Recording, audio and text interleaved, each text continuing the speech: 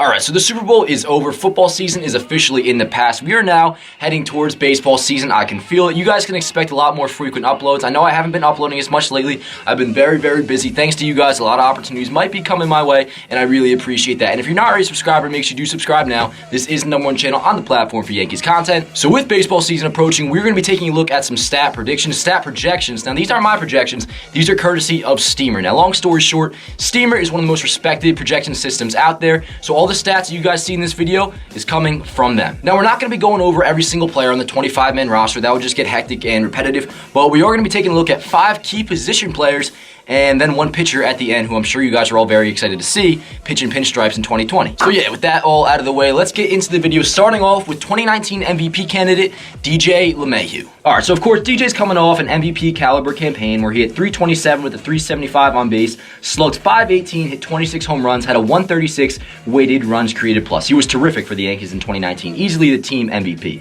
Steamer, they project DJ Lemahieu in 139 games to hit .285 with a .345 on base, .434 slugging, 19 home runs, 107 weighted runs created plus. They expect him to regress down to just 7% above league average offensively with a 3.3 WAR.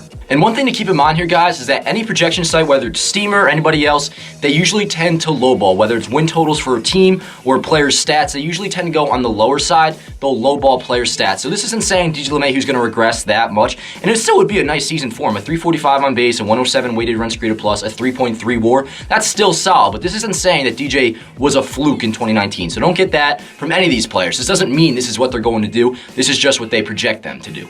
Alright, moving on to the now 23-year-old Glaber Torres. They basically expect him to replicate the exact year he had in 2019 almost. He hit .278 with a .337 on base, .535 slugging. He hit 38 home runs and 125 weighted runs created plus.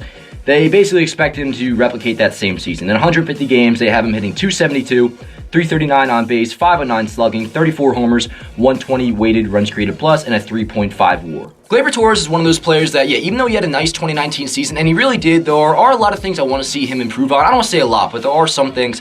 One, I want to see him get on base at a little bit higher of a rate than .335. Steamer projects him to stay right around that area. His defense, I want to see him improve on that. I think he's much better than the player that we already seen. Now, keep in mind, guys, he's only 23, and I should be telling myself this. He's only 23 years old. He's going to get better. And I actually have Glaber Torres having a better year than Steamer projects him to have. I think he will improve in those areas that I talked about just now. And one of my under-the-radar predictions for Glaber Torres, like maybe a bold prediction, is that I think he might finish top 10 in AL MVP voting in 2020. All right, moving on to a player that Steamer is banking very, very high on, and rightfully so, the 2017 NL MVP, Giancarlo Stanton, who is now 30 years old. Obviously, he missed a lot of time in 2019, and he was still really good in the games that he did play. He had a .403 on base, 139 weighted runs created plus, and Steamer in 139 games. That's funny, too. In just 139 games, they expect him to hit 48 home runs, get on base at a clip of .355, slug .589, a 143 weighted runs created plus, a 4.2 WAR. Now, a lot of you guys may be thinking that that WAR is awfully low for a player that's going to hit 48 home runs.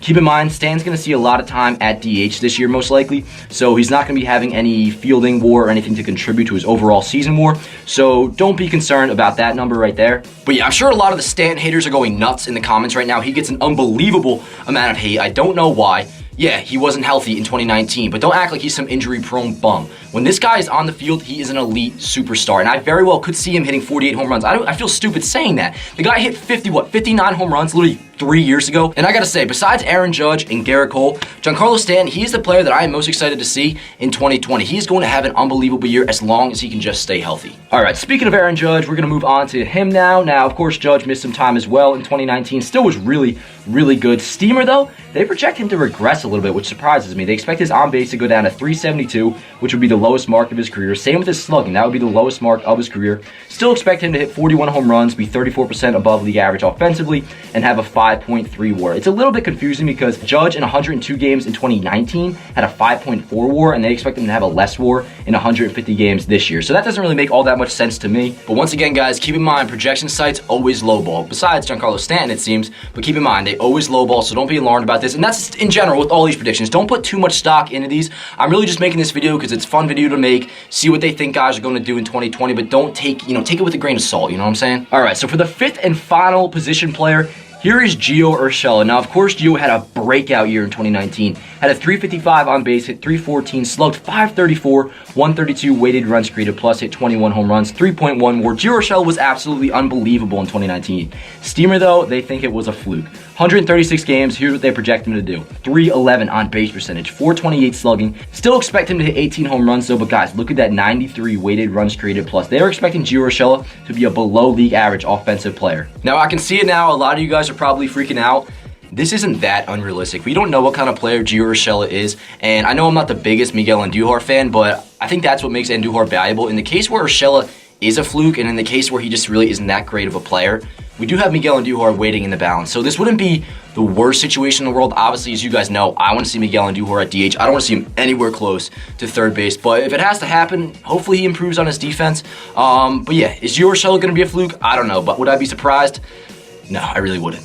All right, so for the sixth and final player and the first and only pitcher in this video, we have our brand new, freshly signed ace, Gerrit Cole. Cole is coming off a great 2019 season, as we all know. In 33 starts, he went 20-5 with a 2.50 ERA, 2.64 FIP, and 212 and a thirds inning. Had a 13.8 K per 9. Steamer expects Gerrit Cole to be really good once again. Not as good as he was in 2019, but they expect him to have a 15-8 win-loss record, even though that does not matter whatsoever. A 3.26 ERA, a 3.17 FIP, and 202 innings with a 12.46 K per 9. Now guys, I know what you're thinking. Don't be alarmed. 1, these are just projections. 2, that's still a really good year for Gerrit Cole, especially in his first year in New York. And honestly, I couldn't care less about what he does in the regular season. We all know all that matters, what he does, is in October. So if Gerrit Cole, I couldn't care if he had a 5.5 ERA in the regular season. That's obviously an exaggeration, but I don't care what he does in the regular season. Give me 4 or 5 good starts in October.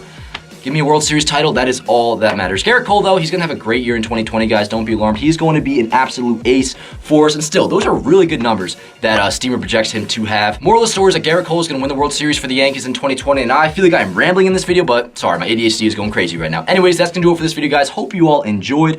Expect more videos a little bit more frequently than as of late. I've just been really busy lately. I went into that in the beginning of the video, but yeah, a lot of stuff's been happening lately in a good way. But be sure to subscribe if you're not subscribed already. Follow me on social media at Dan Allen Rook on Twitter, at Dan Allen Rook on Instagram, Yankees Avenue on Instagram, NY White Home Runs on Instagram. All that will be down in the description below. But yeah, that's gonna do it for this video, guys. Hope you all enjoyed. I'll see you guys next time. Let's go Yankees.